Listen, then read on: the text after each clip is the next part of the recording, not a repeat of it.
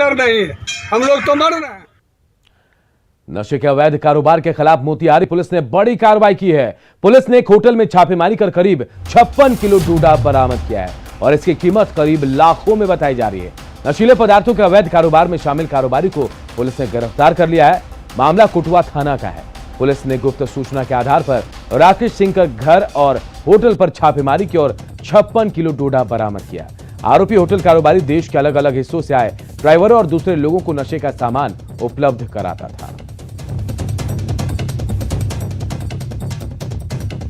तो सूचना प्राप्त हुई थी एसडीपीओ सदर को कि कोटवा क्षेत्र में ये अफीम और डोडा का कारोबार कुछ लोगों के द्वारा किया जाना है। इसके संबंध में टीम का गठन किया गया, जिसमें Arun Kumar Gupta SDPO, Nitin Kumar SHO Kotwa, SI Keshav Singh और एएसआई कृष्णमोहन शाह थे टीम में। उनके द्वारा राकेश सिंह के घर पे छापेमारी की गई और वहाँ से लगभग 56 किलो डोडा पाउडर और डोडा साबुत बरामद किया गया बोरे में, जो कि बंधा हुआ था।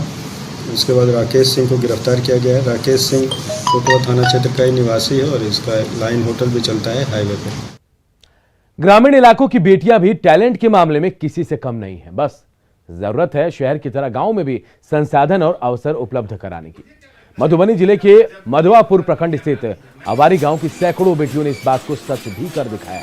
दरअसल अवारी गांव में केसीएस फाउंडेशन नामक एक सामाजिक संस्था के द्वारा पिछले करीब 2 साल से गांव की बेटियों की कौशल विकास के लिए काम किया जा रहा था। अब इस संस्था की मदद से 600 से अधिक स्कूली और कॉलेज के छात्राओं को अपने गांव में ही सिलाई, कढ़ाई और मधुबनी पेंटिंग की निःशुल्क ट्रेनिंग दी गई है। इसकी बदौलत ग्रामीण इलाके की बेटियां भी आत्मनिर्भर और सशक्त हो रही हैं। इस संस्था के मार्गदर्शक योगाचार्य रवि व्योम शंकर झा हैं। मधुबनी के अवारी गांव में बेटियों के कौशल विकास के लिए किए जा रहे कार्यों का जायजा लिया हमारे सहयोगी अमित रंजन ने।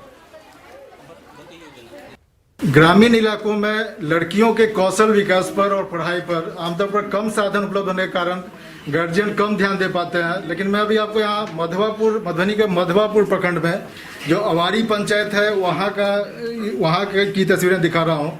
यहाँ इस छोटे से गांव में यहाँ जो एक फाउंडेशन है, निजी संस्था है केसीएस फाउंडेशन, उसके द्वारा यहाँ जो गांव की बच्चियाँ हैं उनके कौशल विकास के लिए गांव के अंदर ही यहाँ जो सिलाई कढ़ाई हो, मधुबनी पेंटिंग हो या फिर पढ़ाई के लिए भी किताब कॉपी, ये सारी कुछ सुविधाएं यहाँ उपलब्ध कराई जा रही है।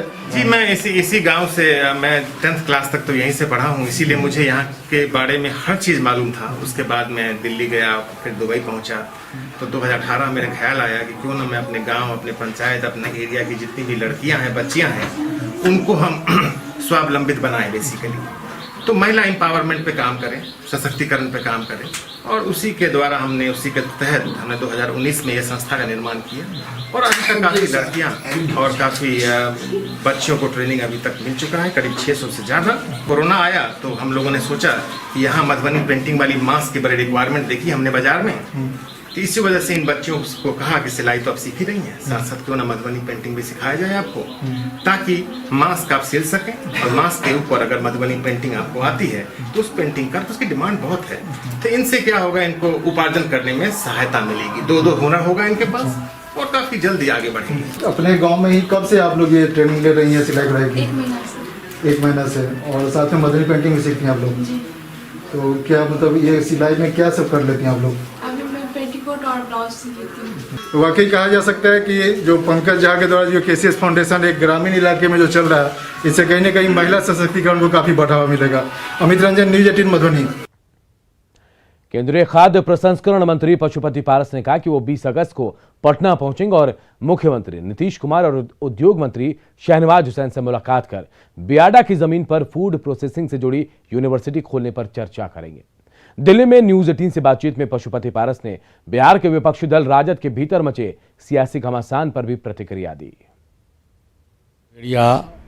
और मुजफ्फरपुर में तो जस्ट अभी शुरू ही हुआ है, अभी मिला ही है उनको परमिशन। और खगड़िया पुराना स्कीम है, खगड़िया संजोग से मेरा गिरी जिला भी है, तो वहाँ जो मुझको जानकारी मिली है कि लगभग 65 से 70% काम वहाँ मानसी में, वो मानसी की जगह है, एक स्टेशन है मानसी, तो वहाँ 72 एकड़ में मेगा फूड पार्क बन रहा है। 20 तारीख को पटना जा रहा हूँ।